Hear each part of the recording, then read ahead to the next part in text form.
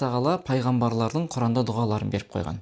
Сол дұғаларға назар салып ойланатын болсаңыз, біз көп жағдайда ойланбаймыз ғой. Мына пайғамбардың дұғасы екен, осын сұрау керек дейміз да, сұрай береміз.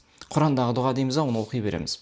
Сүннеттегі дұға дейміз да, бір әрқайсының өзінің пайғамбар айтқан кезде, пайғамбарлар айтқанда Құрандағы дұғаларға мән берсеңіз, Аллах Тағала бір сырларды байлап қойған ол жерге. Сыр дегенде оны бүйтіп ғайыптан бүйтіп алатын нәрсе емес, ашық тұр ол нәрсе. Мысалға, күллі пайғамбарлардың дұғасында, егер ол бала сұраса, бала ризық қой, бала сұраса, дүние сұраса, Аллах Тағаладың сұрағанда хәбли деп сұрайды. Хәб, яғни сыйлашы маған. Аллах Тағаланың көркем 99 есімдерінің ішіндегі әл-уаххаб есіммен байланысты, яғни сыйлаған кезде тоқтаусыз сыйлайтын деген есіммен байланысты. Бұл сұрау, сыйлашы. Неге сыйлашы? Егер де мен сыйлашы деген сөзді айтпай, Аллахым маған ризық берші десем, болмай ма десем, болады. Бірақ ғалымдар осы жерде түсіндіреді осы дұғалардың мәнінде. Егер де сен Раббым маған ризық бер, ана дүниені берші, маған ана миллион берші, ана мынандай берші деп сұрай беретін болсаң, сен осылай сұраған кезінде сені дұғаңа жауап береді Алла, бірақ терлетіп барып береді дейді. Қиналасың. Қиналасың дегенде қиналмайтын шығарсың, бірақ та еңбек етесің. Неге келмей жатыр? Күттіреді.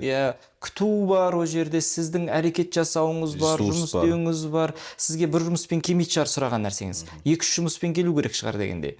Енді хәбли деген сөз, сыйлашы деген Құранда осы сөздерге мән беретін болсаңыз, сыйлашы деп Аллах Тағаланың бізге осылай айтып, сол аятты түсіруі, оны пайғамбардың бала сұрағанның қияметке дейінгі мұсылманға не қажеті бар еді деп жаңағыдай сұрайтын болса біреу, өйткені ол жерде хикмет бар, даналық бар ол жерде. Неге? Жаңа сыйлай көрші деп сұрады, сыйлай көрші деп кім сұрайтын болса, терлетпей береді деген Аллах Тағала. Терлетпей. Ол сізге ешқандай еңбексіз алып келеді былайша айтқан кезде.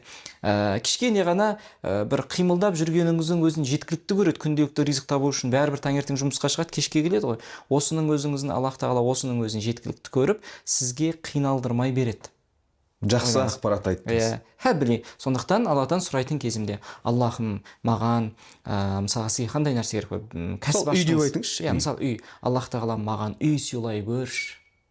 Аллах Тағала маған үй сыйлай көрші. Біз қалай сұрап жүрміз? Аллахым маған үй бере көрші. Екеуінің негізі сөз кие дейді.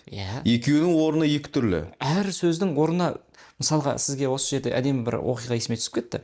Аллах Тағала айтты ма бір сөзді, сол орнымен қолдану, пайғамбар айтты ма орнымен қолдану. Өйткені бірде бір пайғамбарымыз сахабасына, пайғамбарымыз саллаллаху алейхи вассалам бір сахабасына дұға үйретіп отырады. Сонда дұғаның ішінде би нәбийка деген сөз бар. Расул деген нәбиден үлкенірек. Расул оларға шариғат түседі. Нәби, пайғамбарлар алдын келген расулдардың шариғатын жалғастырушы мысалы. Біздің пайғамбарымыз әрі расул, әрі нәби. Сонда би нәбийка деп айтады сахаба. Нәби деген сөз кішкене расулдан төменірек қой. Пайғамбар қасында отыр. Сосын жүрегі бұны көтере алмайды да, би расулика деп айтып жібереді. Дұғаны қайталап отырып, би нәбийка деген сөз өзгертеді. Сонда пайғамбарымыздың қабағы түйіледі. Сахаба өзі риуаят етіп отыр. Қабағы түйілді, сосын айтты дейді. Жоқ, би нәбийка деп айтты деп. Көрдіңіз бе? Әр сөздің жаңағы, әр сөзді Алла бекер қойған жоқ. Сыйлашы деген сөзді қойды ма, ризық мәселелерінде. Онда осылай сұрау керек. Тағы бір нәрсе бар сұрауда. Біздер сұраған кезде шектейміз. Шектемеңіз. Неге шектейсіз? Өйткені мен шектеулімін. Бірақ мен кімнен сұрап отырмын? Мен шексіздіктің иесінен сұрап отырмын. Біздегі ризық шектеулі. Жер бетінде күллі ең номері бірінші байдың өзінің ризығы шектеулі. Бірақ Алланың көктер мен жердің қазынасының иесінің ризығы, оның берекесі шексіз. Сондықтан мен шексіздіктен сұрап отқаннан кейін, шексіздіктің иесінен сұрап отқаннан кейін, сіз шектемеңіз еш нәрсені.